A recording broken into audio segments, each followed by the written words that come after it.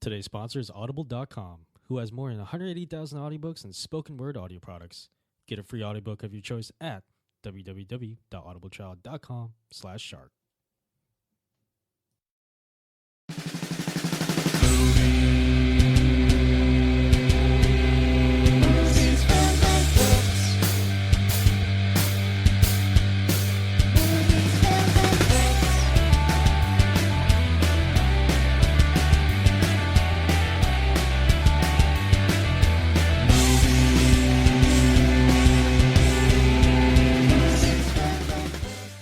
Hey, welcome to the Movies, Films, and Flicks podcast, everyone. I'm your host, John Losva. Joining me, as always, are my co-hosts, Mark Hoffmeyer. So I stopped by. I went and watched this Halloween screening of the movie Halloween, an early one. And as we were leaving, my wife and her friends, we stopped by this taco joint. And we're at this taco joint, and there's like this weird stuntman there, and he starts talking to one of my wife's friends. And as soon as we know it, we're eating tacos, and she's dancing by a jukebox, and he's just acting all shifty, And we eventually get in the car to drive away, and we really don't think anything about him. And we're going, and this car just flies by. I have no idea what it is, but whatever. I'm happy. I'm eating my taco, and we're going further down the road. And I drop my taco. I bend down to pick it up, and my car swerves, and I feel this car going right past me, going, and it completely missed me because I went down to pick up my taco, and apparently it was some guy named Stuntman Mike that kills women by crashing into them, and he totally got killed. So. Oh man, the taco saved my life. The taco saved your life. Wait. In the movie, was it a taco place where they met him? I didn't remember. Yeah. No, it was it was in Austin, some chili taco, something like that. Yeah. But this is a different spot, obviously. Yeah. So I was just enjoying a nice taco, and it was good. Nice breakfast taco. We don't call them breakfast burritos, and it was good. But I got lucky. That taco saved my life. Let's be honest, Mark. You were at Taco Bell. Let's not get all hoity-toity. You were at Taco Bell. Yeah. I want to win that gold Xbox or whatever that is. A gold PS4? Yeah, I know You're joking, but I've actually entered that a couple times. Oh, nice. I just play Mario Kart on Wii, so I don't really need a new gaming system unless I can play PS Blu-rays on it. I don't think it's actually a golden a PS4, because if I won it, I would melt it down and just sell the gold. You would smelt it? Is that what the word is? Pretty much, yeah. You'd have a big chain, wouldn't you? Oh, yeah, I would, actually. And it would hang low. Loving good. How many tacos can you eat in a single sitting? Oh, yeah. God, how many tacos are there? Well, I mean, all right, so let's say there's just a buffet, right? All the toppings you could eat. And all you can eat Mexican buffet. Yeah. That would, what slowed me down is that I'd put too much on each taco to get a proper estimate of how many tacos I could eat. But if we're talking just like hard or soft taco supremes at Taco Bell, I mean, it's significantly more than 15. It's up in the 20 to 30 range, I think. I don't know if you guys remember. They might still be around your area, but the old buffet restaurant Ponderosa, steakhouses. I've only ever seen that in St. Petersburg, Florida. Yeah, probably. But they had a buffet section, and they had an area where you can make your own tacos, and it was all you can eat. I remember as a kid, I basically just cleared out the entire taco section. I would just basically, I would get some lettuce and some sour cream and cheese, but that would be minimal. I would just load it up with nothing but taco meat, all the way up to the top. You just wanted that protein. Yeah, exactly. I don't know how I was not a chubby kid back then. I mean, all those trips back and forth. Yeah, that's true. But I don't know. I haven't attempted to just scarf down a smorgasbord of tacos. It just sounds tiring. Yeah. I don't know. I've eaten the 10-pack at Taco Bell. Oh, jeez Louise. That's nothing though. I don't know. No. Oh, I can put down a 10-pack and it's my hands are still reaching down looking for more. I'm still in the motion. I haven't slowed down at the end of a 10-pack. I used to go to Taco Bell after high school and just order an entire grande meal for myself. You know what I do up here is I go to Taco Mac in Atlanta. It's just a place that has over 100 beers on tap. That's my new Taco Bell. I just go there and drink craft beers. Oh. Why didn't you ever take me there when I was around? Because Megan was too busy making you delicious dinners. That's true. She was always making amazing. Listen, loving good. Mark loves you, but he's not in love with you. Sorry to break it to you. That's the reason. Yeah.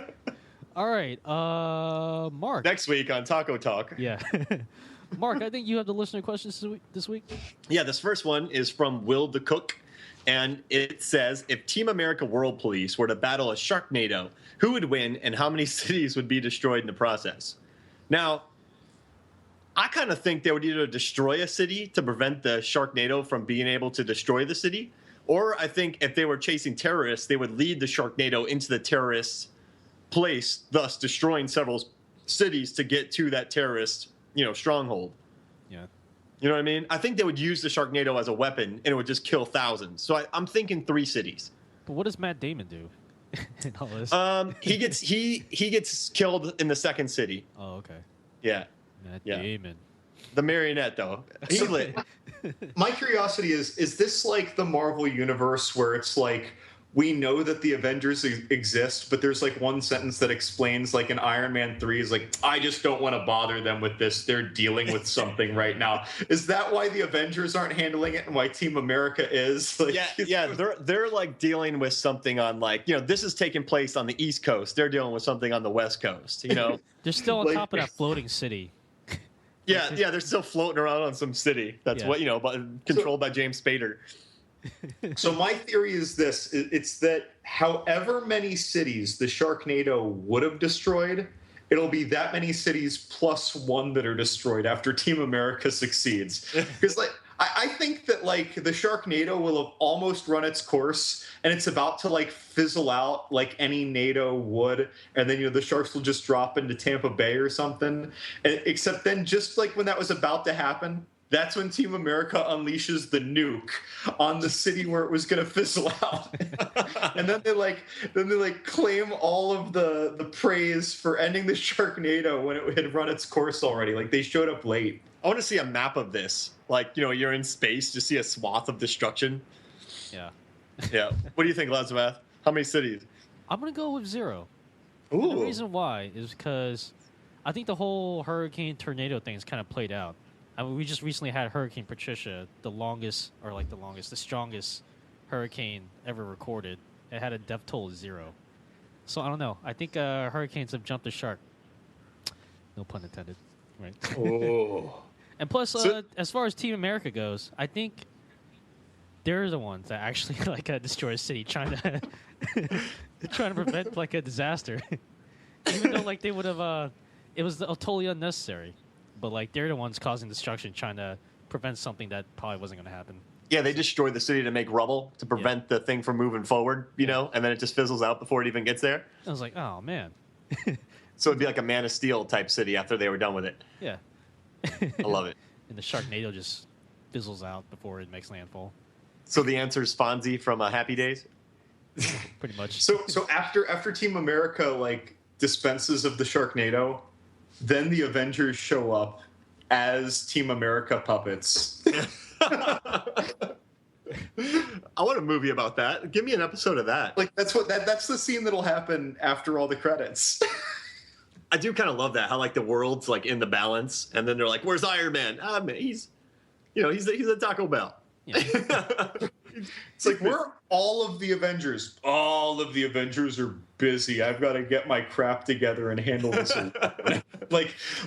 Thor can't get over here, even though I'm just on the other side of the U.S. Thor can't get over here in his 3 minutes and have that be in time to help me for a few minutes. I love it. So we're blaming it all on Thor. Yeah, pretty much. Thor, yeah. All right. So Thor destroys the cities. Because Thor's girlfriend can just open up that portal and teleport him. Yeah, that's right. He's like a jumper. Yeah. Dude, that movie Jumper was ahead of its time. Hey, the only bad thing I have to say about two bad things. One, I don't know why they use the word paladin. I don't like that holy knight thing. And 2, Hayden Christensen is pretty annoying. But if you ignore those 2 facts, I actually love that movie. So if the main character who's on screen every second wasn't annoying. But I still love I'm joking. I love the idea, yeah. I still like the character. It's just that whoever plays that character, when it's Hayden Christensen, it's a whinier version of that character. I like the world established. You have all these beings that could just kind of teleport anywhere. I like that idea. It was just the main character was need a It's a nice fantasy. There we go. Yeah. Love that movie. All right, perfect. So, thank you, Will. That was awesome. We know you're listening, and yeah. Next question is, what Halloween-themed cinematic dance party would you want to go to? And I think I kind of softballed this to Lazavath. When this question was asked to me, I knew Lazavath would have an answer. Oh, yeah. I mentioned this movie before. In previous podcasts. Can I say it? Yeah. Idle Hands? Yes. Yeah. But doesn't that party, like, don't a lot of people die? Yeah, they die, like, when the hand, like, gets loose and he starts, like, murdering people. But, like, the thing is, before that, they were having fun. Everybody was in costumes. Jessica Alba was there. The Offspring were playing, like, their set. That was one of those dance parties where everyone is dancing. Yeah. And, like, it's all, like, everyone's having the best time of their lives. Have you guys ever been to a party where everybody was dancing? I don't think I have. No, I don't think I have either. Like, there's always somebody, usually me, who's not dancing. I know 2 parties where that's not true. One is the Blade Rave. Oh, yeah, where everyone's just dancing in the blood. Well, they were vampires. Every single person was, except for the guy, just to like talk about how cool it was, but then he just started it and then got eaten, right? And then 2 is actually one of my, I got a tie, 2 picks. The 2 is one of my picks, and that's the Halloween party in Hocus Pocus. Because the witches cast a spell, Bette Midler, Sarah Jessica Parker, and the other actress, they cast a spell so that everyone like would just continuously dance forever, like until they died at the party. Like they were possessed, like Weekend at Bernie's 2, basically. When the music's on, they dance, and so they just kept dancing. And the reason I like that is because I can't dance. And this way, I would be forced magically to dance, and I couldn't even stop when I got frazzled. I just keep going. You could really learn some stuff about yourself. I'd be a dancing machine, like I'm doing the dance moves right now. But the other thing I thought of, just on a bro level, is the Night of the Demons remake, and that movie was utter garbage. But that movie, on a per capita basis, had the most attractive women in it than like any other Halloween party in a movie ever. Like, and Shannon Elizabeth was there, and Diora Baird from the Texas Chainsaw remake, she was there. Linnea Quigley, even though she's not young anymore, like the ultimate scream queen, she's there. Like, it's a pretty cool Halloween party for a horror fan. I just want to see you dancing. I think you would learn a lot about yourself. You want to see me at the Hocus Pocus party? Yeah, that's right. I think everybody would learn a lot about themselves if they were forced to dance for hours. Like it's like gun to your head. Like you don't even get to stop and say like, "Oh shit, I got a thing for." No, you just go. Just go. I would learn that I hate dancing. Yeah. So for me, this is random, but I picked 2. I think the Mean Girls one would be fun to go to, just because like the dialogue in that was so witty. I feel like everybody in that school was like way hyper intelligent, so the conversations that you're having would be pretty cool. But the one I'd want to go to is the Donnie Darko party, because it just seems so chill. Like, everyone's just sort of hanging out. Like, there's plenty of people there. There's a lot of booze. Everyone's just sort of relaxed. Like, I'm not a club guy. I'm a pub guy. And, like, this seems like the pub of parties, like a full pub. And so I would dig some Donnie Darko Halloween partying, because it's just sort of chill. You know what I mean? But then you would have no idea what was going on after a couple of drinks. Yeah, Which exactly. sounds like just a fun hanging out. Yeah. I'll go to a Halloween party and just chill. I'm down for that. I'll show up as Hank Solo, the redneck Han Solo. I love Halloween, but I hate dressing up in costume. Really? Yeah, it's weird.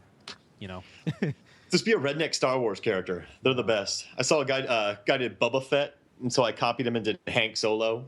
So I did a redneck Han Solo. Yeah. Loved it. Loved it. So yeah, cool. So the answer to that is Hank Solo. Yeah. I think, That's the answer to the question. Yeah. Which Halloween party in a movie? Hank Solo. yeah. I think that's pretty good, actually. Yeah. All right. And all right. I think that does it for listener questions for now. And honestly, I'm not doing this on purpose, but who has the topic this week? This was a mutually chosen topic, but I am in fact the purported leader of this topic for the week. Just to let everybody know at home, I don't prepare for these shows. I just show up, I hit record, and then we just kind of wing it. Well, you watch the movies, right? Yeah. We interact for like 30 minutes before we start recording, and yet that was still not hashed out. We talk about everything but the podcast, actually. Yeah, whatever. All right, Levingood. Taco talk. Yeah. All right. So back in episode 16, we compared very critically the original Poltergeist from 1982 to the remake of Poltergeist from 2015. Now that Halloween is upon us, and in fact, Halloween is just in a couple days from the time that you might be listening to this pod, we thought that we would compare Rob Zombie's 2007 Halloween to the original 1978 Halloween. And this is kind of interesting because Rob Zombie, he's a pretty brutal filmmaker. That's really all he gets most of his attention for, except for some specific films, is brutal, brutal, brutal, gory, brutal, mean. And then you have the 1978 Halloween, which is heralded before most discussions as either the quintessential slasher movie or one of the game-changing slasher movies, a true classic horror. There's a lot of praise behind that movie. And then in the case of any old movie, there always comes some question to newer viewers of, do you like it as much as you used to? What still works? And how did it change the game for the genre that came after it? So again, today we're going to delve deep into comparing these two movies. We're going to start by talking about Halloween, and then Halloween. We're going to start by talking about 1978 Halloween. Oh, okay. And then we'll go ahead and later transition into 2007 Halloween, mostly comparing them. And hopefully, if Rob Zombie listens at the end of this podcast, he won't put out a hit on all of us. No, I love Devil's Rejects. Yeah, love Devil's Rejects. Well, I think Devil's Rejects is a very good film. I don't know how many times I could watch it because it feels like hiking up a mountain in the rain, getting punched in the face. Yeah, and then like a year later, when you think about it, you're like, it wasn't that bad. But there was artistry to it. I will say. I think that he captured a film with that movie. I've done that before, hiking up a hill in the rain, but about getting punched in the face. Nice. Yeah.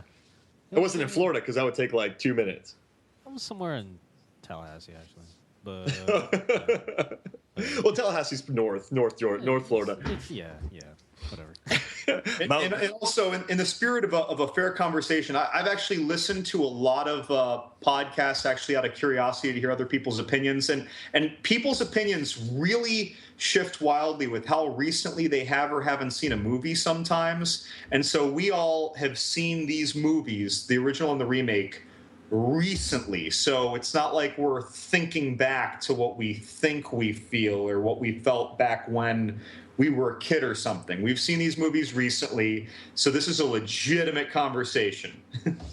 I like it. So, like, when did you guys first watch Halloween? What was your first experience with Halloween? I think it was in middle school. It was one of those video store rentals. It was like, I want to say like during the summer, maybe. I don't know. I definitely didn't watch it at Halloween. That would have been cool. But I remember it was around the same time I was going to like a bunch of old horror, like the classics, like the Texas Chainsaw Massacre, Halloween, the first couple Friday the 13th. I think I was just binge watching like all these old movies, and they were scary, for me back then when I was younger. And yeah, just watching like the original Halloween. I remember thinking to myself like, well, this is actually scarier than I thought it would be, because back then I kind of had the notion like the older the movie is, like the less scary it is. Like you're thinking of like Brides of Dracula, where you just watch and roll your eyes at the 1936 movie kind of thing, right? Younger me didn't realize that like horror movies from that time were like completely out there. They were brutal. Dude, the 70s are crazy. Yeah, I was finding that out like back then. I'm just like, oh man, what am I getting myself into? But yeah, I think that just kind of opened. I think Halloween it's like a gateway drug for like horror movies. And so what age would you say, John? I was somewhere in middle school. I want to say like 12, 13 maybe. So for me, it was. I can confidently say it was somewhere between late 4th grade and 6th grade, because my best friend at the time, Brett Henriksen, hi Brett if you're listening, by the way, he might be the guy who actually got me into horror, by the way, way back in the day. But we would marathon, like we'd stay up all night for sleepovers and marathon Freddy movies, marathon Jason movies, watch TV marathons when they'd come on horror-wise, like on around Halloween. And so I would have been, 10 to 12, and I can comfortably say that back then, that was a pretty scary movie for me back then. Nowadays, for a 12-year-old, with all the movies that they get to see, I think it's going to be creepy for them. But, like, I don't know how scary it would be. But back then, Halloween was a scary experience. I didn't have a lot to go on, but Halloween was creepy as hell for me back then. And again, probably 10 or 12. I was 18. Oh, nice. And my mom was out of town, so I was in the apartment by myself.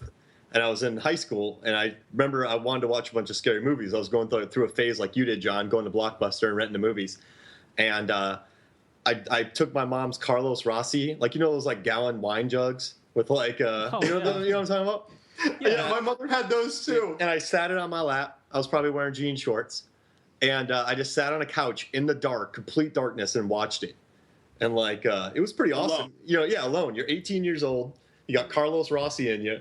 And you're watching this movie, no one's going to be there that night. So I was I'm picturing you sitting on the couch in jorts, shirtless, drinking gallons of wine, watching Michael Myers just like slashing up like teenage girls.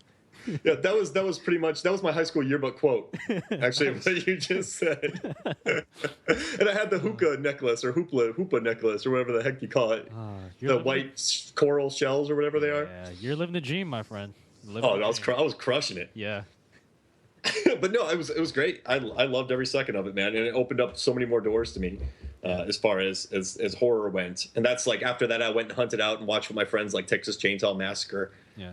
I kind of worked my way backwards. Like Halloween was 78, Texas Chainsaw Massacre was 74, then Deliverance was 72, Night of the Living Dead was 68.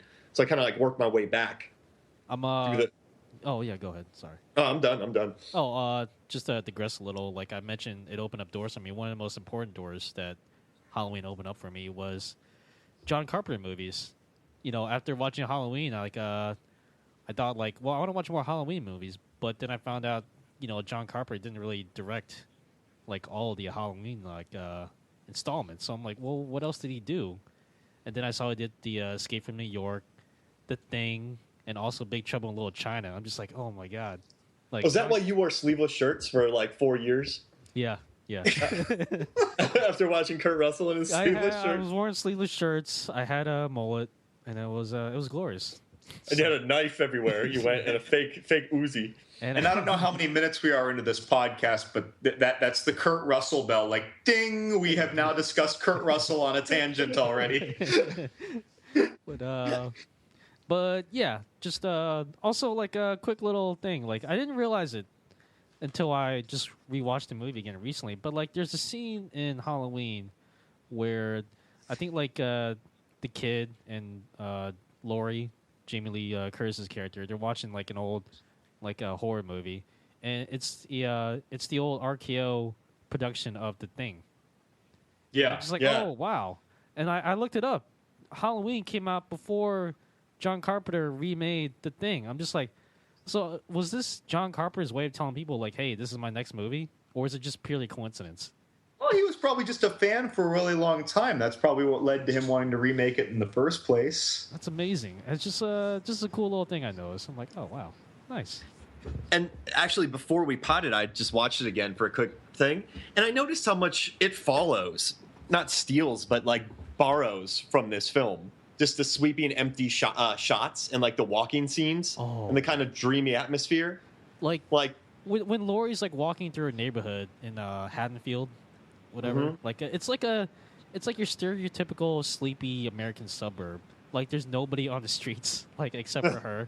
And it's just like the houses, like they're your stereotypical like American family households. Like it's just very normal looking. But then like you have like the juxtaposition of like this big huge dude in like some type of work outfit wearing like a scary looking mask. It was just really effective, Like that whole first half of the movie, like it's just him stalking Laurie. It's amazing. It's him being a jerk and knowing how to drive.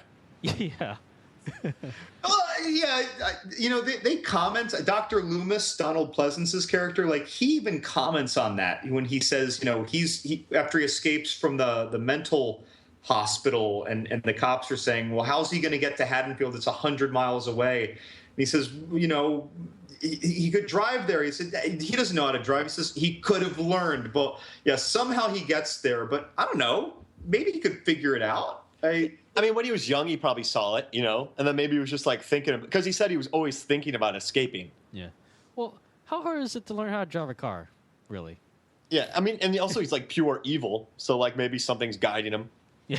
I mean, pure evil might not like suffer from the natural frustrations and fidgetiness that comes with learning to drive. I guess imagine pure evil is like telling him in his head, all right, remember to check your rear view mirror, check your side views, make sure they're good. As we're delving into the beginning, it seems that we've now delved into the early part of the movie here. So when we first see Michael Myers, he's a 6-year-old kid, right? First off, he's a pretty regular-sized looking 6-year-old kid. He's a pretty normal-looking 6-year-old kid. If anything, a pretty, good-looking, photogenic 6-year-old kid. He looks normal. And and this is both movies. In fact, he was a better-looking kid in the original than in the remake. But so in both movies, they even do this. But he's a normal-sized, normal-looking kid. And for some reason, when he's grown up, he is a preternaturally large person. And towards the end of the movie, we actually briefly see him unmasked, and his eyes are uneven. He is physically deformed all of the sudden. And so I get that we're going with this evil monstrosity, this pure evil notion, but that's kind of what I would call in filmmaking, and this is very fair. It's all over the place in films, and especially in horror, but I would call this pulling a fast one. Yeah. Because there's nothing to merit him being that big, and there's nothing to merit his deformity. Well, I just watched it again. He's not that big in the first one. In the remake, he's a monster. But like in the first one, he's a bigger guy, but he's not burly or anything like that. He's not that old, isn't he? Like 21. Yeah, I think he goes like from like the original, like he was like an NFL sized like person, to like the remake where he's like an NBA sized person. He's like the great Khali. So in the remake, he's like Nathan Jones. Yeah, the great Khali. Not 7 feet tall, but I mean, he's like maybe 6'6", and he's got a huge frame in the second one. But yeah, the first one, it's not as fantastic, if you will. But the deformity, though, his eyes are uneven like Sloth from the Goonies. Well, maybe there was something in the food at the insane asylum that was at that just kind of affected his pituitary gland. Maybe they put him in underground fighting camps. I mean, remember, like when you see it in the movie, this is something that's like it's shocking and it works. This is the kind of thing that I only really kind of realized well after I stopped watching the movie. So it's not like this affected my movie enjoying experience at all. It was just something that in hindsight I noticed and I realized, and I thought like that was strange, because when I looked back, it was a really good looking kid. Yeah, I think the most important thing I want to point out about that kid, though, is that you never hear him talk. Granted, it was a very brief appearance. Like he was only in the movie for like 5 minutes, even if that. But like, you just saw him you just kind of saw him just standing there with a knife. Like he doesn't say anything. It's very unnerving. There's no lines. Yeah, it's very unnerving. Like when you take the mask off, like you said, Levin Good, like he's a sweet looking angelic kid. Like you can't believe he just stabbed his sister like that. So it's very. It sets up the character of Michael Myers very well. I guess that if they unmasked him and he looked like all handsome like Paul Walker, it totally wouldn't have worked on screen. Yeah. So what I like, this movie cost, roughly nowadays with inflation, $1 million. And so what I like about it, they filmed it in 20 days. And I found out that Carpenter deferred a lot of his payments so they could use a Panaglide, which is nowadays called a Steadicam. Like, remember when Blu-ray and HD DVD were battling it out? Like, Panaglide was like another type of Steadicam. And that really sort of revolutionized this film. I mean, if you think about Deliverance, they had the long shots. If you think about, Texas Chainsaw Massacre, they let the camera linger. But in this one, John Carpenter didn't have the time to do a lot of dolly shots, because with dolly shots, working on set, you got to put out a ton of track, and then you got to level it, then you got to put the dolly on the track, then you got to put the camera on the track, and then you got to do all the rehearsing. But with this Panaglide, it felt so natural. It felt like he was looking it felt like you were just in this kid's head, and that was really rare for horror. So I mean, I love how once again cheapness inspired an iconic type of lingering shot that he could move with. Yeah. You know what I mean?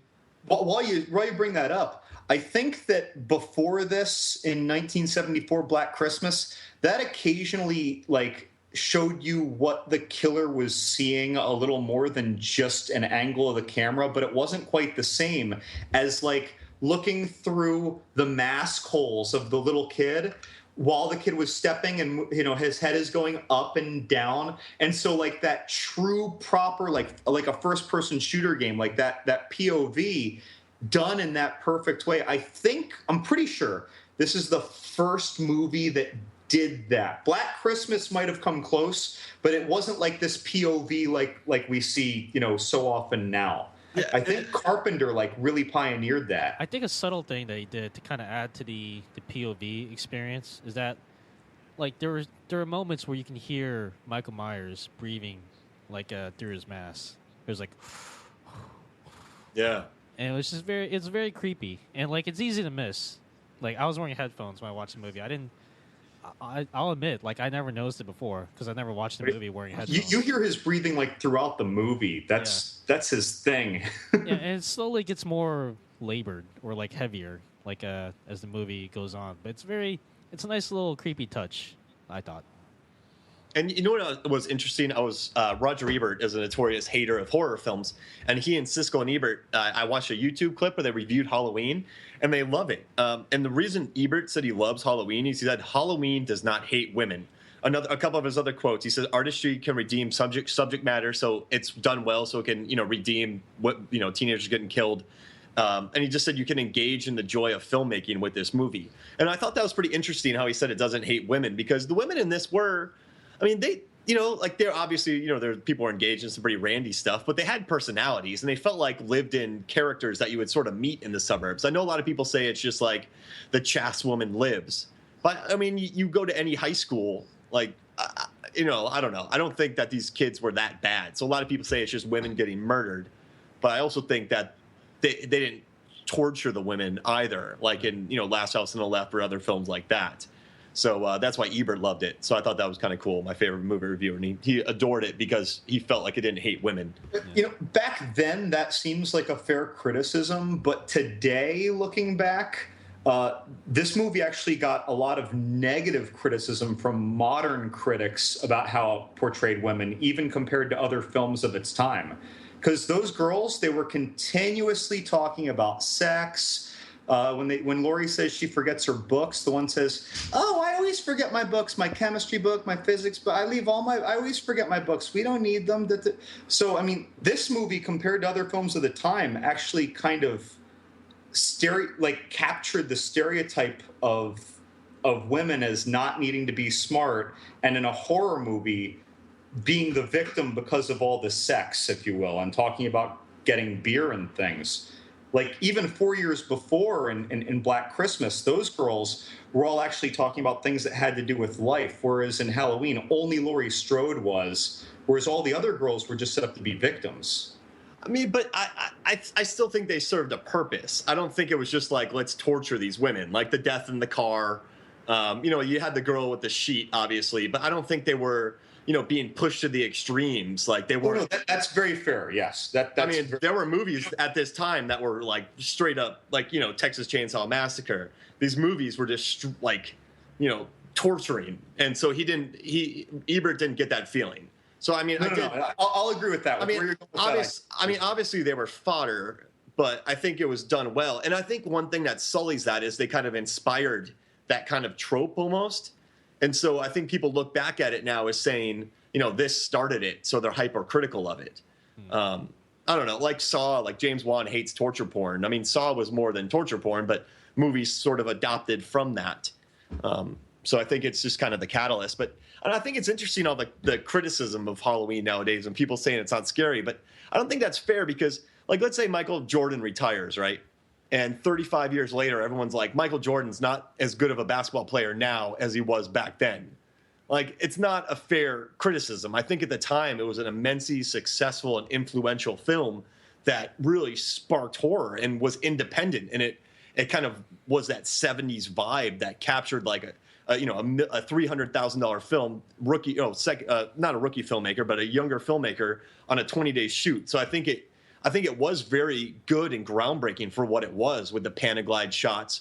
I think the darkness was perfect. You never know where people were going to hide. Yes, it gets a little cheesy with him kind of lurking in the background, but I don't know. I think at the time there was something people hadn't seen because they were used to more like, I don't think they were used to this kind of killer. Like you had Hitchcock with Norman Bates, then you had the Night of the Living Dead, then you had the rednecks from Deliverance, you had like the yuppies from Rosemary's Baby, you had the rednecks from Texas Chainsaw Massacre. So this was like a new force, like an unstoppable, evil, no backstory.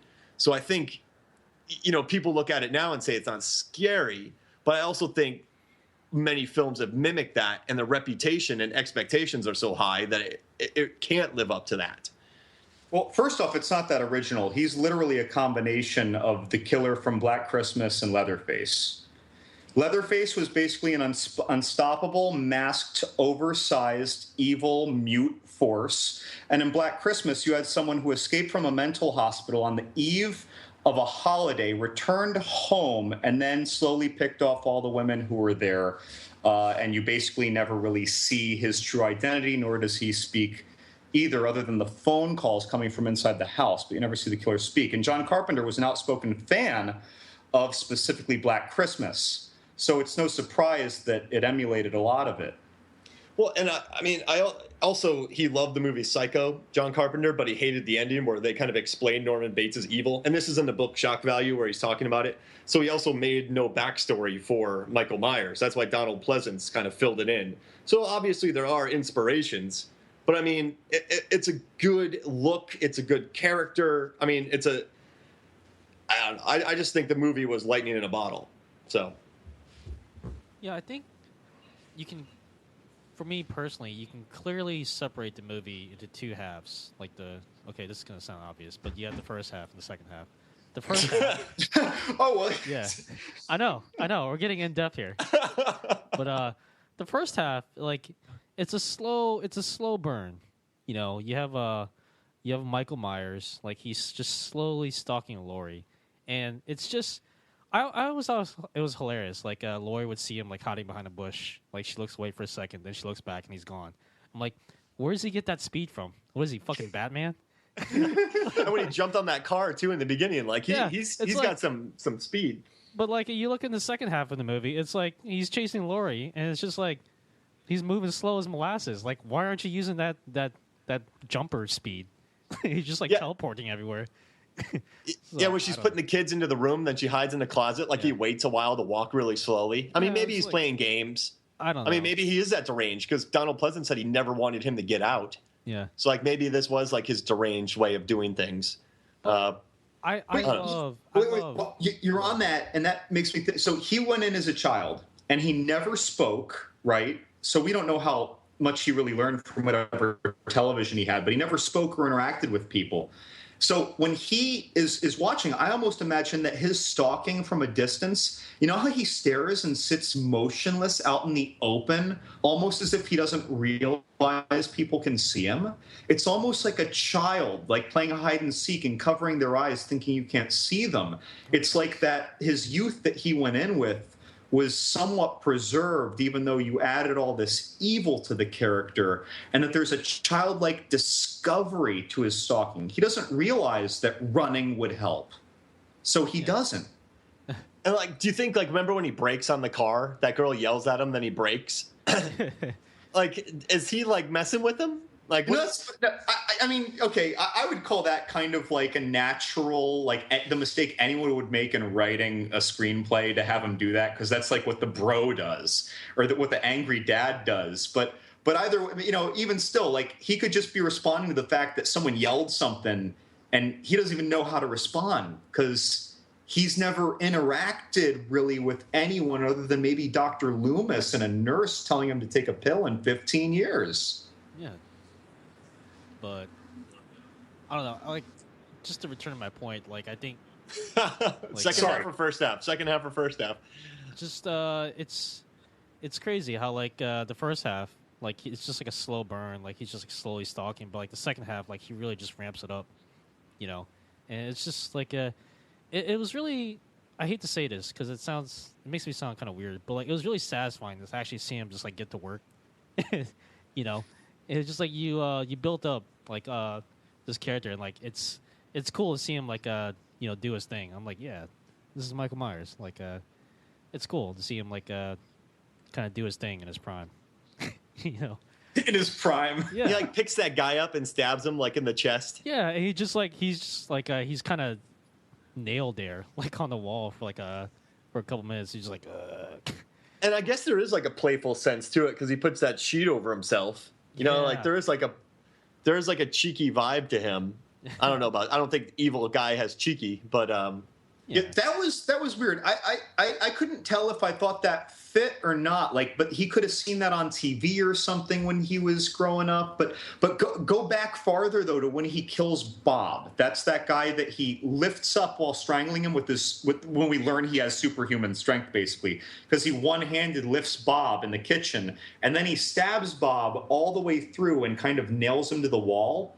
And this is really subtle, but after he does it, he takes his hand away from the knife, he takes half a step back, and he's looking at Bob's body there, and he tilts his head to the side, as if he's thinking to himself, like, like he was taking in his work, or maybe he didn't know if what he was doing was going to work, or maybe he impressed himself. And it was like, again, I keep going to this childlike thing, and I don't mean for this to seem like a hypothesis that I have, but it's just a little motif that happens to match what I'm seeing. And that's what you would have if you were observing a child learning something for the first time. It was like a sense of discovery and satisfaction. I mean, maybe they forgot his books at the institution, you know, so he still hasn't learned a lot. You know, he's kind of learning on the Yeah, that's right. Well, like, I have a question. Do you guys think Donald Pleasant, Dr. Loomis, do you think he kind of yada-yada'd Michael Myers? Because, like, you know, he's never explained, but Loomis is talking about him a lot. You know, so it's kind of like, why is he out? Why did he drive? Why is he killing? He's just like, because he's evil. You know, like, do you think that's a yada-yada? Or, I mean, I like it. I like that the character's not explained. I do. For some reason, it works on me. But do you think some people could see that as, like, yeah, he's evil. You know, like, we don't have a backstory. You know what I mean? Yeah, in terms of plot, like, yeah, he's definitely kind of the yada-yada, like, plot device guy. But I think in terms of, like, like, looking through his character's eyes, it's like, this is a guy who spent, like, 15 years with the guy. So he just, like, I think he just kind of, like, he's, like, kind of burnt out and jaded on Michael Myers. And he's just like, just listen to me. This guy doesn't talk. He's evil. Just make sure he doesn't leave. Like, that's all you need to know. Just trust me on that. Yeah. You know? That was creepy in the beginning when they pulled up to the mental institution and there was just, like, darkness. But then you saw some, like, white coats, you know, like, white outfits, institution outfits just kind of wandering through the grass. Yeah. Like, that was a good creepy opening right there for sure. Yeah. I loved it.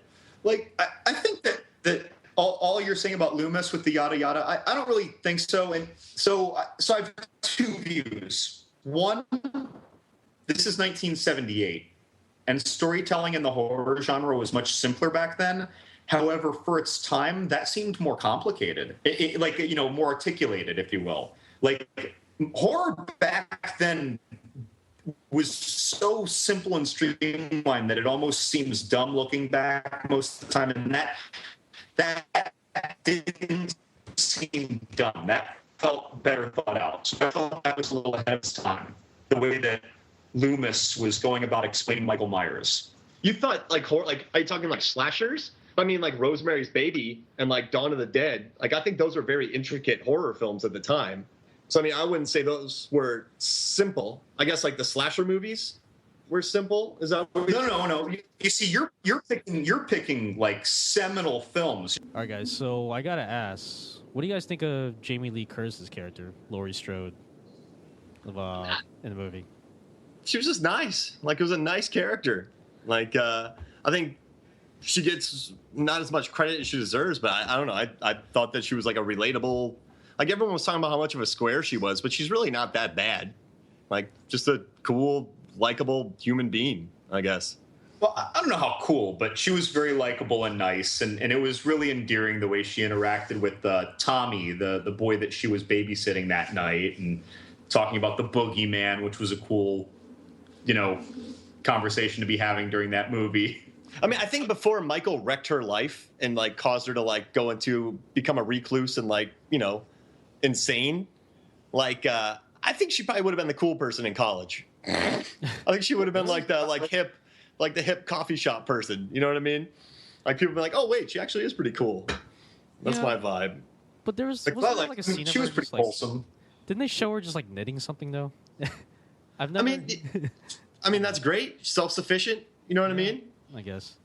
Like if it gets cold out, you got scarves for days. Yeah, that's true. She could have opened a shop after college, scarves for days. If you had to compare her to like the other kind of, I guess like the slasher girls, like where does she rank? You think? You mean like in the Final Girl? Yeah, Final Girl. Like where would Laurie Strode rank?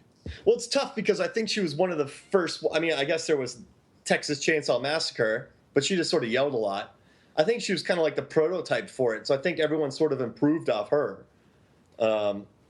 No, I mean, I think, geez Louise, Final Girl. I mean, I think she was the foundation that everyone built off of, so you got to rank her high. I mean, maybe some people have been better, but I would always put her first. I like how. So why isn't Jess from Black Christmas first? I'm not a Black Christmas guy. Yeah. But that doesn't answer the question. Black Christmas was 4 years earlier. I mean, but were there anything alike? They were both likable. They had the qualities of Final Girls. They were the most wholesome out of all the girls presented. They were strong when they had to be, but they weren't irrationally smart or capable when they had to be. It seems like a good model. It's just that Jamie Lee Curtis, I think, was a much more convincing actress as a Final Girl. Well, I want to apologize, world. Yeah. Jamie Lee Curtis is my favorite. But I'm going to agree with you that Jamie Lee Curtis, like, she probably made a better impression because I thought she was a better actress. I think she captured it better. You said she probably didn't get the attention she deserves, but I mean, for me, I'd say she does. And when she was fighting physically Michael Myers, like, okay, she stabbed him with a knife. I'm sorry, with a knitting needle in the neck. And then she stabs him with a straightened out coat hanger in the face. And then she stabs him with a knife. And at no point does she swing any of those weapons like she'd ever swung a weapon before. I don't think that's easy for an actress. It was always haphazard. Like she was swatting with a haymaker of an arm. And when she screamed, I swear to God, I saw her face do something no one else's face has ever done. Like, her mouth opened up more than anyone else ever when she screamed. And when she ran down the hall, she was like totally hunched over, like her body ached from the fear. So I think she did an amazing job. Yeah. Just going back to that scene where she was hiding in the closet and she stabs him, with the straightened out coat hanger. Did anybody else think it was really funny that Michael Myers he took like the longest and most complicated way to open up a closet. Like he just punched a hole in it and he just trying to like punch more holes in it when he just could have just. Well, she had tied it shut. He doesn't know that. Like you could have just. I don't know. I feel like there was a better way to open up that closet. I don't know. Yeah, if he can steal cars, and I guess there were other scream queens. Obviously, there was what Black Sunday, King Kong, like there Fay Ray. I mean, you probably couldn't hear her, but she was definitely screaming. Yeah. So I mean, obviously, like Argento had that, like Janet Leigh and Psycho. But I don't know. For me, I feel like this was one of the first that kind of kicked off this type of character. So I'll agree with you in the sense that this movie was wildly more successful than, for example, Black Christmas was. Like, Black Christmas was a cool movie, and it gets a lot of positive critical acclaim, but when it came out, it had no impact on the world like this did. And so this touched more people. And in essence, it reached out and touched more people, so it was more likely to affect more filmmakers after its time. I think that would be fair to say. Yeah. Would it? All right, fine. Black Christmas it is. Halloween sucks. You know what? I think we need to take some time to ponder some things. Like, I'm going to go find out the question of why Michael Myers took so long to open up that closet. He's still working on it. Yeah, I'm working on it. It's still... I mean, she tied that up really well. It just befuddled me, I guess. I don't know. That was like merit badge nodding. I mean, her knitting came into handy. She knew how to like tie that up right there. She's probably one She of knew the how to girls that has stab, and she knew how to stab in the neck. I wish she would have like sewed him to something. That would have taken, like, when he fell, like, you know, because when he takes a bad hit, he'll fall, even though he gets up later. So, like, while he's down, she'll like sew him to the carpet, like Gulliver's Travels. Yeah. little Lilliputians. All right, guys. Let's take a break. Hey, y'all, it's Mark. And for you, the listeners of Movies, Films, and Flicks, Audible is offering a free audiobook download with a free 30-day trial to give you the opportunity to check out their service. Now, there's a book that I really recommend to you guys, and since we've been talking about horror films tonight, it's a book called Shock Value, How a Few Eccentric Outsiders Gave Us Nightmares, Conquered Hollywood, and Invented Modern Horror. It's a wonderful book.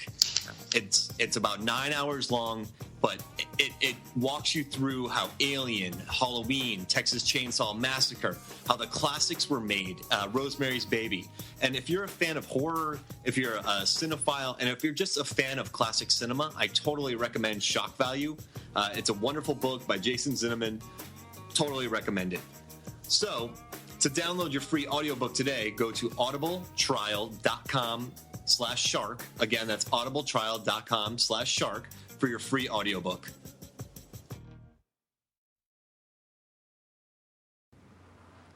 Welcome back to Movies, Films, and Flicks. I'll be honest, I still don't know how Michael Myers took so long to open up that closet.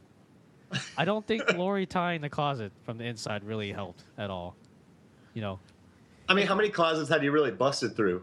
if you're punching a hole through a closet, why can't you just undo like whatever netting Laurie like put over the door?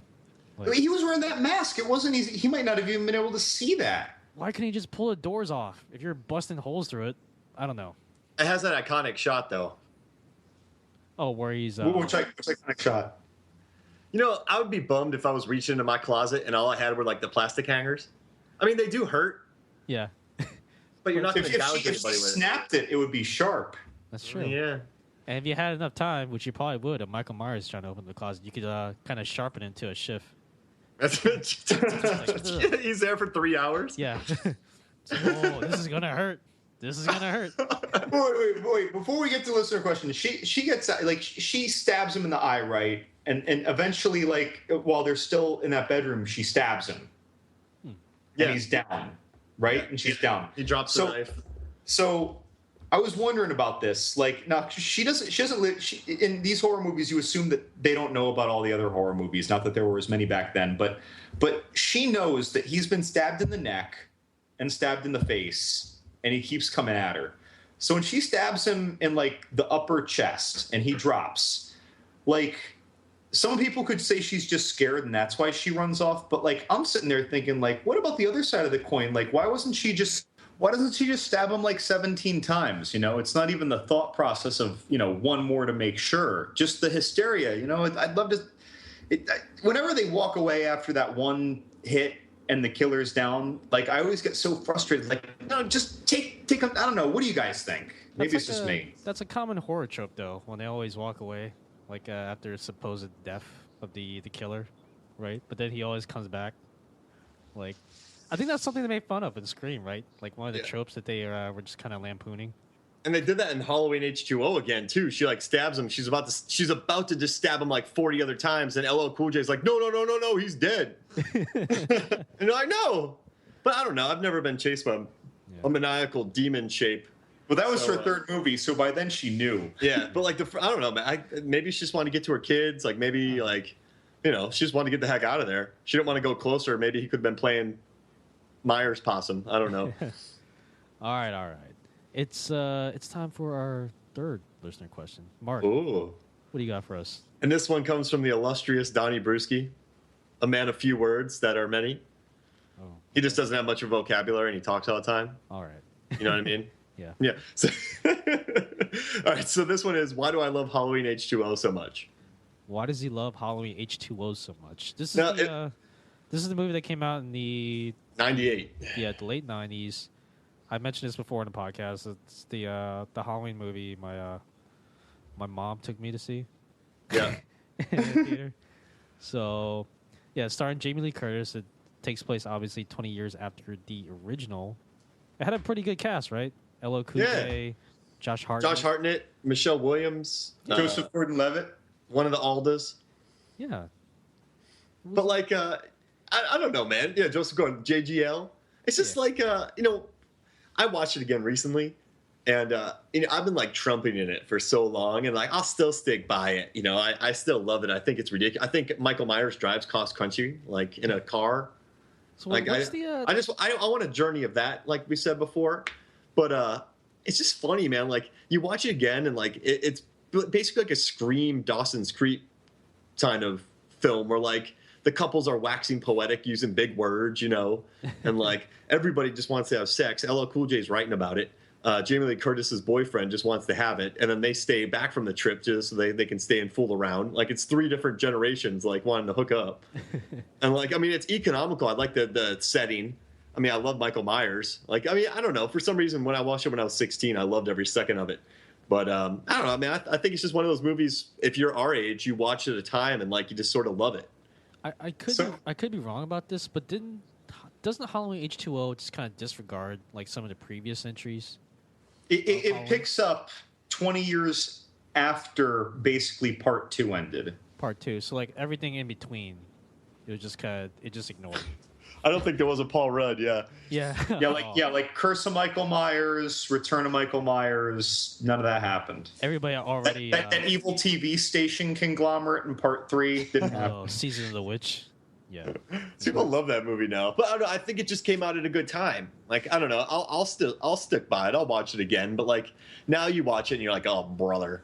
But like you said, like Jamie Lee Curtis has him dead to rights, and they're like, no, and then supposedly she kills him, drives off a cliff, sticks him between a tree, chops his head off, then he comes back again, and it turns out in the brief moments he had, he switched uniforms with the driver and snuck away. What? And that's what it is. And then in Halloween Resurrection, he kills her. Yeah. She's like, I've been waiting for you in a mental institution.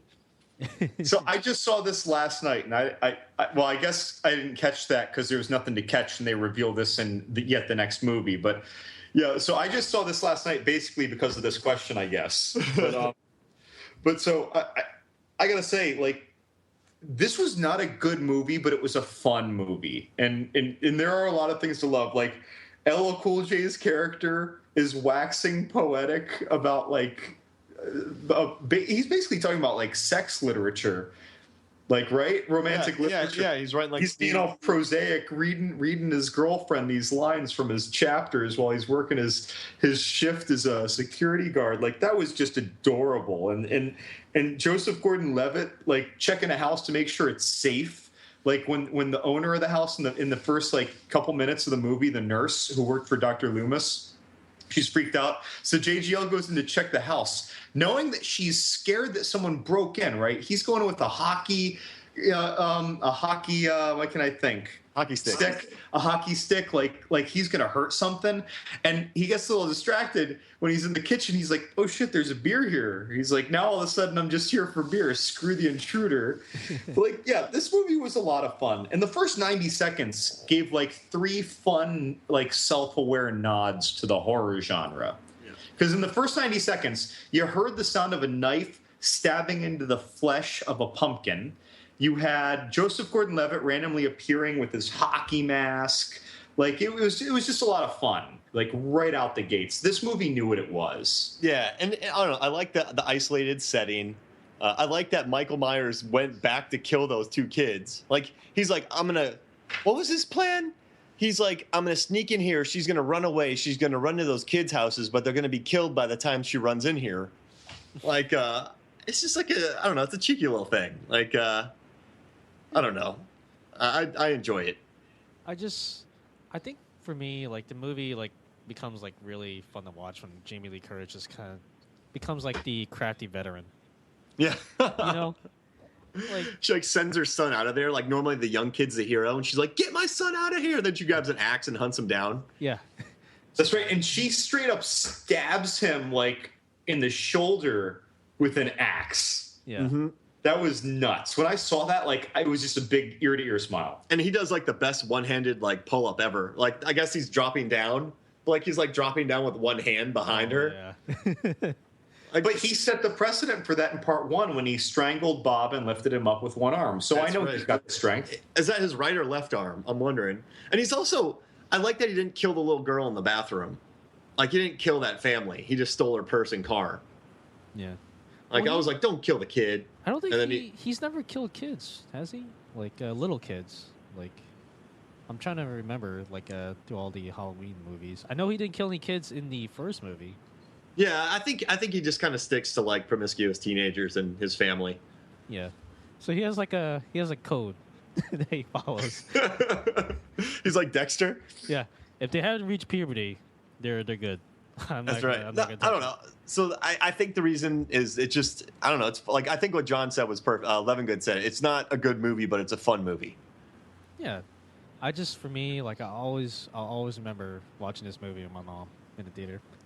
So that's kind of a weird connection I have with that. I think it's even fair to say that this movie is good at not being good because it's self-aware.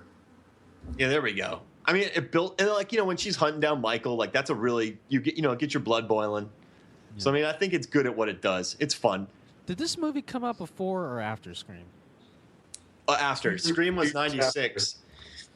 Yeah, Scream was 96. So do you think it was just like Halloween H2O? I mean, aside from the obvious anniversary, but do you think part of it was inspired by just kind of the meta, like meta-ness of Scream? Oh yeah. I mean, this was a reactive sequel that worked perfectly at 20 years. But there was a lot of hype behind it.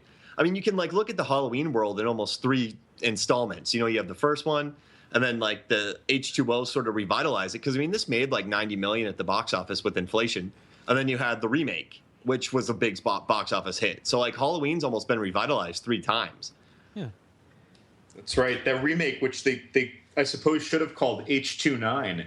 Oh, hey-oh. But and then to spell it out for us, they got to go 29 years later. Yeah. Like Halloween, it goes Halloween. It was Halloween H2O, and then they go 20 years later. It's like, well, yeah. Like, I mean, I didn't think that they meant like, you know, welcome to water. Yeah, it's like Jason goes to Splash Mountain. You know, like. Oh, that'd be pretty amazing. Jason or Michael goes to Splash Mountain. I want to see those pictures. I want to see a lazy river tube chase. I've done that before. They have to run backwards. That would be terrifying for anybody who's ever been on a lazy river. It's I can only do it for so long. Yeah, my arm's getting tired. He's just standing there waiting while you're running through the lazy river upstream. So I'm sold. I think that answers the question. Running through a lazy river upstream. Lazy river's the answer. Yeah. Okay. I think, all right, to continue on with the topic introduced in the first half of this podcast, where we talked about Halloween, I think it's time to talk about, in the second half, talk about Halloween.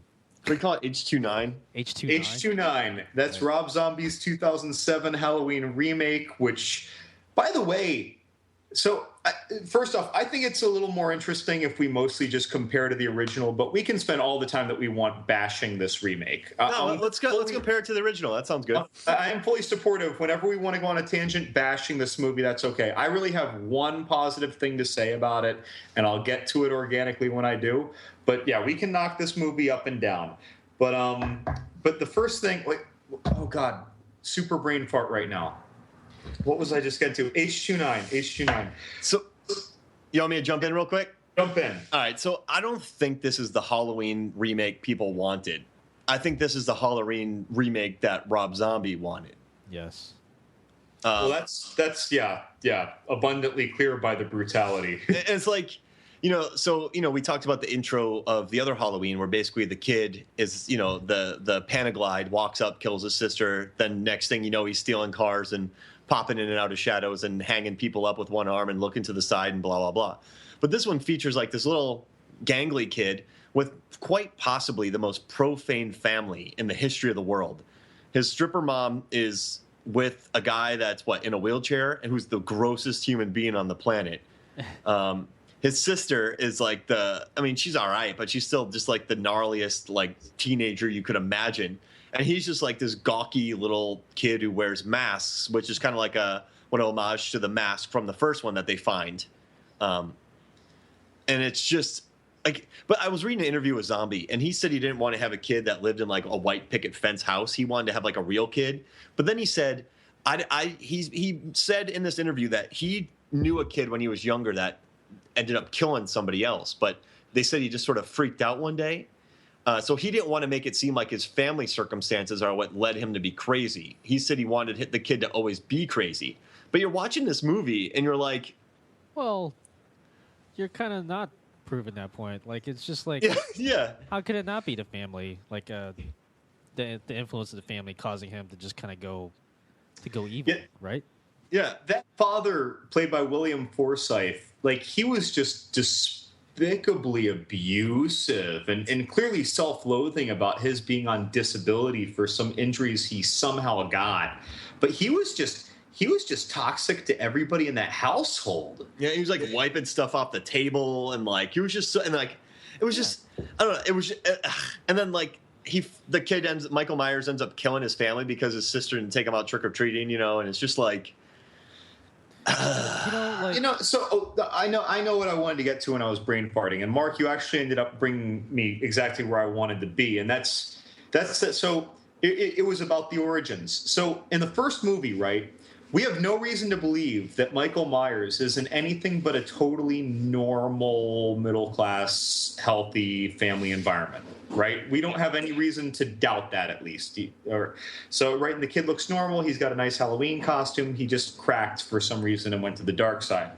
So in this one, though, he's got the kind of like the welfare poor family. Mom is a dancer. His older sister wants nothing to do with taking him out for Halloween, and his stepdad is super abusive. But he really loves his mom and his little sister, clearly. And his mother clearly cares about the whole family. And I noticed that the sociopathy that Rob Zombie was trying to lay down was very inconsistent. Because he gave us, 45 minutes of this kid, didn't he? Yeah. But he gave us 45 minutes of exposition to do what Halloween, the original, did better in 6 minutes. But either way, that aside, sorry, Rob Zombie, if you're listening, but if you're listening, it's awesome that you're listening. But so that aside, like, this kid, so he has a very loving relationship with his mother.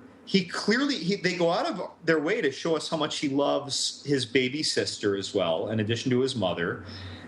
But he's getting abused by his dad, but then he's hurting these small animals. And he's getting made fun of at school, but he just seems like a typical victim at school until he cracks. Yeah. So I see a lot of things that don't actually add up. Like, he took so much time trying to give us evidence for Michael Myers cracking that half of his evidence is supportive that he shouldn't have cracked. Yeah, and like, so he was trying, like, so it was, I don't think it was a good beginning at all. And I think it made a lot of money because people were really excited about another Halloween movie. Yeah. And I think, did you know anybody that likes the intro of this film?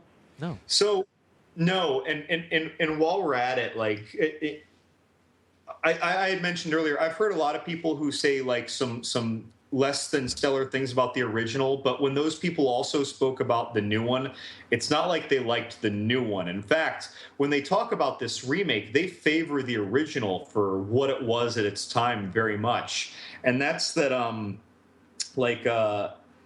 this movie, this remake, it did the opposite of what you're supposed to do to make a slasher effective. Because in this movie, you didn't care about anyone, and I'll come back to that later, but you did not really care about a single character except for the baby sister only when she was a baby, and the mother who wasn't around very long and who was a tangential character. But there were no strong characters in this movie for you to root for. The only, if anything, this movie was designed for you to identify with the killer, even though you know the killer is supposed to lose. Yeah, and like, remember how he got out? It was the dumbest scene I think of. Well, sorry, not the dumbest. Oh my God, no, go, right, go. So I don't know. In this movie, I don't know why he did it, but everybody's very dirty and grungy. It's basically the worst of humanity, except for maybe like Malcolm McDowell, Danny Trejo, the mom, and the little baby. Well, that's just Rob Zombie's MO. Like, yeah. That's just like the world he portrays in all of his movies. And so in his world, Michael Myers gets out because two drunk rednecks, one of them who works at the place, vile, racist, terrible, gross human being. At the asylum, if you will. Right? Yeah, in the asylum. This kid murdered a nurse, when he first showed up at the asylum. Now he's been in his room. He's like a 6'6", maybe, Hulk, like hulking beast, right? They take a new girl into who came into the mental institute, a patient. They unlock Michael's room, and they attempt to, forcibly rape her in front of Michael Myers. With the door open. Yeah. And on top of that, they keep messing around with this huge collection of masks that Michael has, and they go out of their way to show him that they're messing with them, when in the movie, in these 45 minutes of unnecessary exposition, they make it very clear to us that he is fixated on those masks because they hide his ugliness, which seems to parallel his lack of morality, his moral bankruptcy that leads to him killing. Yeah, it doesn't make sense. But they leave the door open, right? And then they're like, "What are you gonna do?" I'm sorry, even if I was a terrible, mental institution worker, who was just the worst human being on the planet, I would not do that in Michael Myers' room. Just like, gosh, Nope. The whole thing was it just felt gross. Which is what Rob Zombie intended. Like, you watch any Rob Zombie movie, like, you never feel clean. You never feel good about it. No. It's just like, well, okay, so I watched that. There's like a grime over it. But this one, it didn't have to be, though. That's the thing. Like, it didn't have to be a remake, a shot-for-shot Psycho remake, you know what I mean? It didn't have to be a cheeky thing. It could have been a mean and nasty film, but he adds these characters that add nothing to the lore other than just make it a nasty piece of filmmaking. Yeah, I'll add something else to that in terms of how he kind of violated what was done so well in the original. And that's in the original, we talk about how the lack of motive behind Michael Myers, why is he doing what he's doing, is what makes him so terrifying, right? Mm-hmm. And some people say, oh, no, he was coming back to get his sister. But wait. In the first movie, the fact that they were brother and sister didn't exist. That didn't exist until the second movie. Whereas in this remake, Rob Zombie just decides, no, he knows it's his sister. He's coming back for his sister. So Rob Zombie, right out of the gate, has given you a sense of motive. And so, again, and he took away the mysticism of part one, and then the big reveal and twist of Halloween 2. In one fell swoop, one line of dialogue, he ruined that. And you know how Ebert said in the first one that that it didn't hate women, but this second one, the women's nastiness is like turned up to and the men's, it's like turned up to like 13, and then he tortures them. That what is her name? Danielle Harris. She's like the nicest one, and she gets lit up for like a long period of time. Spent, I shit you not, it's probably 15 minutes of movie time, but I mean of actual screen time. You see her both topless and covered in blood and screaming or unconscious for what might have added up to 5 minutes of running time out of 15 minutes of scenes. This was the most drawn out. Like, I was just waiting for her to die, the poor thing. I kind of like, leave her alone, Michael. Exactly. Yes, exactly. Like, that was horrible. At least when Michael in the first one killed people, like he did it pretty quick. Yeah. Like, Now, hold on. I'm saying this is horrible, but I'm probably maybe the only one on this podcast. But just as a disclaimer for the listeners, I'm someone who adores the Saw movies and adores the Hostel movies. And yet I'm saying it was completely unnecessary the way that they drew out this girl's death. And Martyrs. And I love Martyrs. Yeah. Oh, God, I love Martyrs. But see, like, there was no reason for that drawn-out thing. Like, it was just sort of... And then, all right, so I don't know if you guys noticed this, but the final chase scene, it's basically just him committing property destruction. Like, he rips through walls, he pulls off gates, he takes that board, he smashes a roof. Like, it's just basically him destroying walls, ceilings, gates, and everything else. Like, I'm watching it, I'm like, did they have, like, were they bored? Did they have extra money? Like, did they just need to destroy a house? Like, it was just property destruction. It didn't scare me at all. Like, it was just him banging stuff. Look, Rob Zombie. All right, so Mark is talking about it's the closing scene. It's in the old Myers house where he's now chasing his baby sister. So I think that they had 5 days left of filming. Rob Zombie, he gets a little note in his mailbox. It's like, yo, you erected this house on our Hollywood set for your scene. Well, someone's going to start shooting in 6 days and you have 5 days left, so you're going to have to level this house. And so he basically put that Michael Myers actor into the destructor role to just level that house, which he basically did. I think he broke through 3 separate walls in that house and a floor and a ceiling. You just kind of like, just get to the point. And then she runs away, and she doesn't like fall into a manhole. She falls into a pool. That happens. Yeah, and then she's trapped in the pool, and then Dr. Loomis, Malcolm McDowell, comes to her rescue, which brings me to an interesting point about yet another thing that was squandered in this movie. We talked about how Danny Trejo might have been like the only likable character other than the mother, Sherry Moon Zombie, was for her brief part in the movie. Like, who ever felt like a hero in this movie? In the first movie, even though he's the unassuming hero, Dr. Loomis, right? Because he doesn't seem like the kind of person who should be a hero, but he plays a heroic Van Helsing-like role. And then Laurie, or Jamie Lee Curtis, she's a good final girl in the first movie, and we like her and we root for her. In this, I never cared about Laurie Strode. She was just another girl to be killed. And Malcolm McDowell did not come off as really caring. It was more like covering up a mess. Yeah. I for sure. Like, you better go get him. If there was a hero in this movie, it was Danny Trejo when he had no hope and Michael Myers was about to drown him to death, and he was saying, "I was kind to you." That's the only heroic moment in the whole movie, and then he drowns. Like, that's it. and like, yeah, I don't know. And like, he was just such a Hulk. I don't know. What I liked about the first one is, they talked about him being pure evil in 21. So I figured maybe he's kind of like sneaky. He's kind of life. Like, he's kind of Jungle Cat-esque.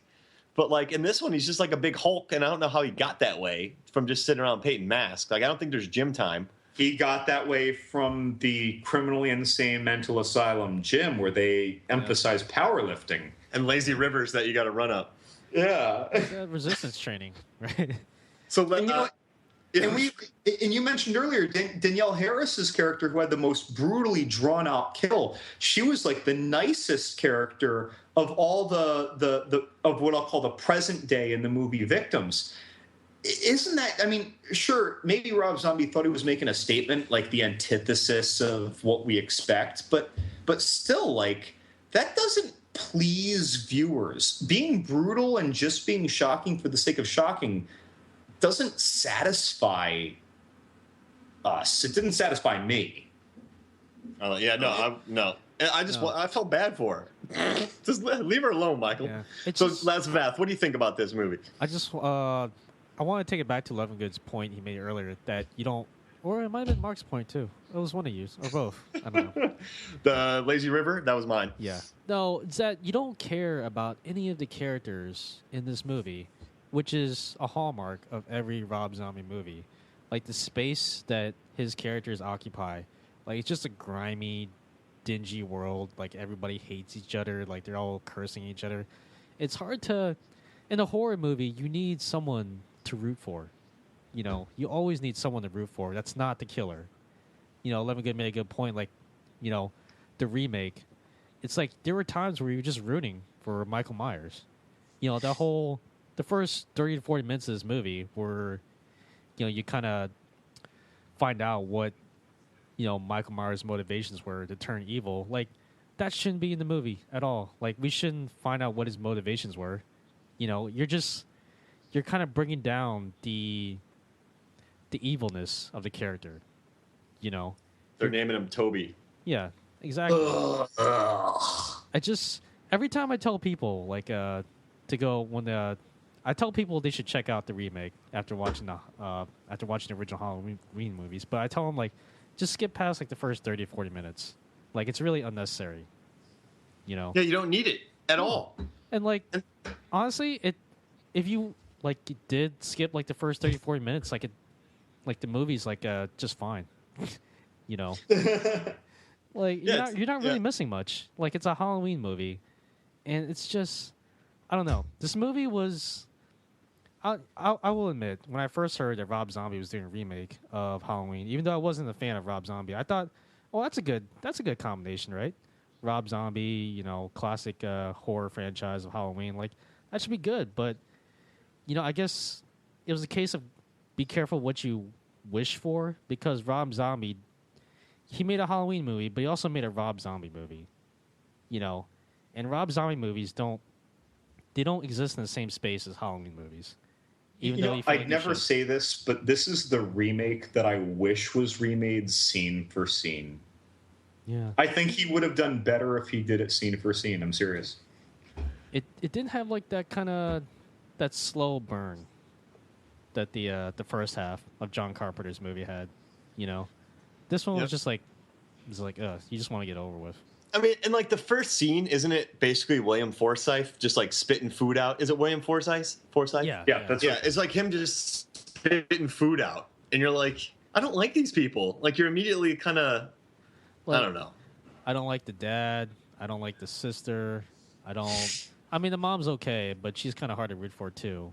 Yeah. She was nothing but loving and affectionate. She just happens to be the stripper. And then I guess it wouldn't be you know, like, and then he kind of showed it off. You know what I mean? Like, he had her do her scene. Yeah. He always has his wife do some very scantily clad scene, doesn't he? Yeah, he just sort of threw that in. Yeah. He's very proud of his wife's body.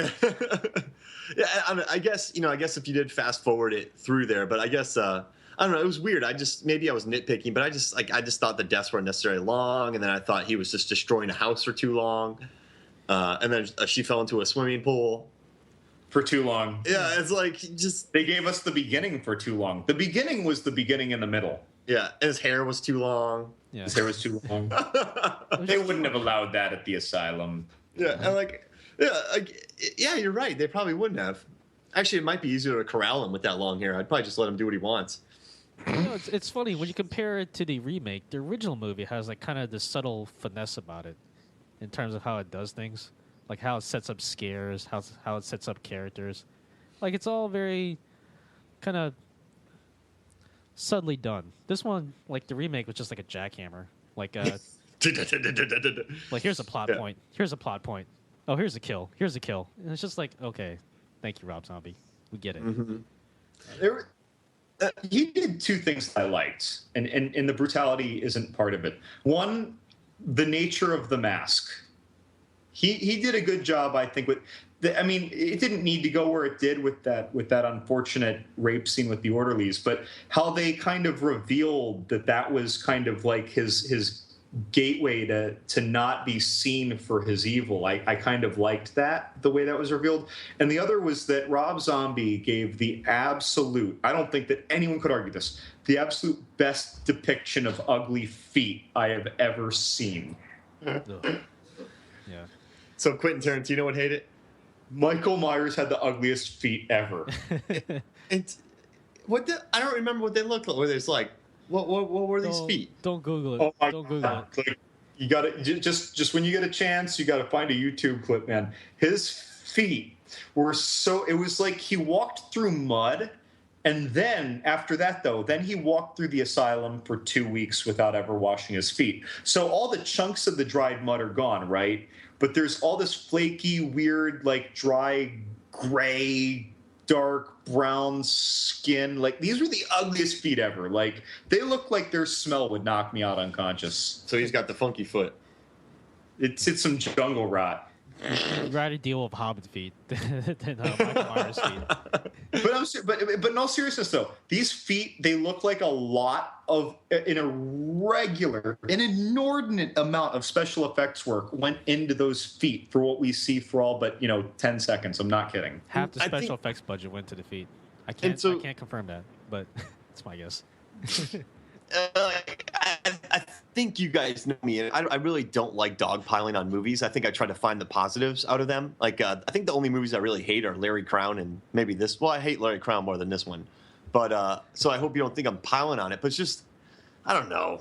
Don't watch it. I will Except for the feet. Yeah, I will say that it did reasonably well at the box office, right? Oh, it tore it up. I mean, it was huge. It had a sequel. Yeah, it was a big film. So it was good that it just revitalized the franchise because, like, after Resurrection, it just kind of stalled again, right? Yeah, I mean, Resurrection was like Busta Rhymes spin kicking them and stuff like that. Yeah. But I think I had more fun with Resurrection because they were just saying that Michael Myers hangs out in the house eating rats. And then his film crew comes and he gets spin kick. Yeah. Like, I'll take it. Yeah. Is there a spin kick in this new Halloween? Imagine if that foot connected with somebody. Oh, man. Oh, Jesus. Yeah. Yeah. So if you had to sum it up in 2 words, what would you say? Fast forward. What do you got? Zombie ween. Ooh, okay. Zombie. I would say property destruction. I thought you were going to say don't watch. Yeah, don't watch. No, I mean, I think it's worth watching if you're a horror fan or a Halloween Okay, fan. so in all fairness, Yeah. so I rewatched this, right? So I saw it in theaters, and then I saw it right after I got the DVD, which was right when it was new. And then I didn't see it again until just this past week for this podcast. Yeah. I can comfortably say that each time I liked watching it, even though I would never recommend it. But maybe I liked watching it because I know I'm someone who overthinks movies, or I know I'm someone who's about to podcast it and make fun of it, and so I can embrace the things that I don't like about it, or I can write about it on our website. So I can embrace these things a little better than most viewers can. But I enjoyed watching it, and I like seeing different takes, even if I'm disappointed with it. Because if I see 9 failures to see one great horror movie, it was worth watching all 10. I mean, you got to swing away. Oh yeah. Swing away, Meryl. That's just skip the first 45 minutes. Just do yourself a favor. Like, it's pointless. Like, there's no reason for that to be there at all. So None. So that could be a nice short movie. Like, then it would just be like it is 2 hours long too. It's like 2 hours and 2 minutes. Yeah, and then cut the property destruction from like 20 minutes to 2 minutes. The original was like what, hour 30. So like the remake, if you skip past like we'll say like the first 30 minutes just to make it equal. And then we'll take away 10 minutes of Danielle Harris, who's naked, covered in blood, and screaming. Like, if you take away 10 minutes, there's still 5 minutes of her suffering. Yeah. We'll take away 5 minutes of property destruction, and we got a nice, tidy little, 20-minute movie. I'm serious. There's a scene where he takes this log, and Laurie's on one side of the hallway on the ceiling. He's on the other side. So, like, it's a long 20-foot hallway, and she's far away from him. And he's walking with this log, and he's hitting the ceiling with it. Like, poof. And then he goes, poof. And then he goes, poof. And then he goes, poof. Isn't that when he goes, walk down the hall? And then he goes, poof. And then he goes, poof. And then he goes, poof. Then you cut to her going, then you cut to him going, poof. Then you cut to her going, then you cut to him going, poof. Then you cut to her going, I imagine it's gotta be so annoying. I was like, I'm trying to go to sleep here. It's just like he I don't know. It's just, and then he's bashing through walls and pulling gates and like. Yeah. So this movie could be 30 minutes. Yeah. Meanwhile, this podcast is it's getting up there. It's a little bit more than 30 minutes right now. All right. Before we wrap up, are there any plugs you want to make? Movies, films, and flicks. Follow us. I guess most importantly, guys, if you like the podcast, just make sure to write a review or give us a good rating on iTunes. or whatever you think is the rating that should be. And yeah, check out Shark Dropper Paralyzed. They have a new one called Taco Tuesday. Yeah. They have a new one called Property Destruction Wednesday. They got another one called Dirty Feet Thursday. So just listen to all those podcasts and I'm a busy give guy. them good and rate on them. Also, keep an eye out for Mark and Lemongood's posts on Reddit. I guess like you guys have been posting on Reddit. A couple of your posts have kind of blown up there. Oh so. yeah, exploded. I think you guys posted like movies, films, and flicks on there. So keep an eye out for them on Reddit. Lundgren's front kick. As in Dolph Lundgren. Yeah. Lundgren's front kick. We need a Kurt Russell one. Yeah. Yeah. Seems appropriate.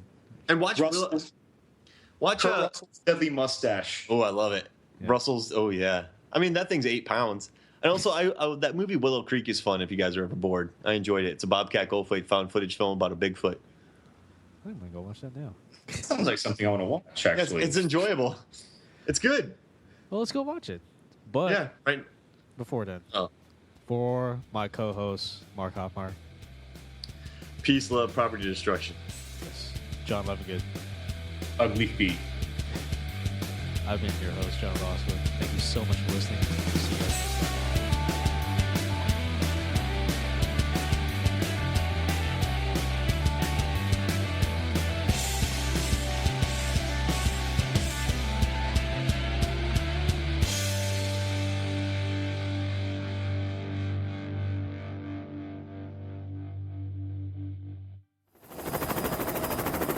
We're above the target.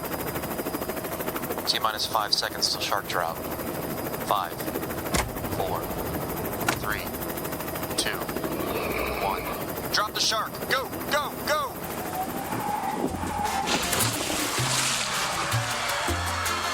This podcast is a Shark Dropper Studios production.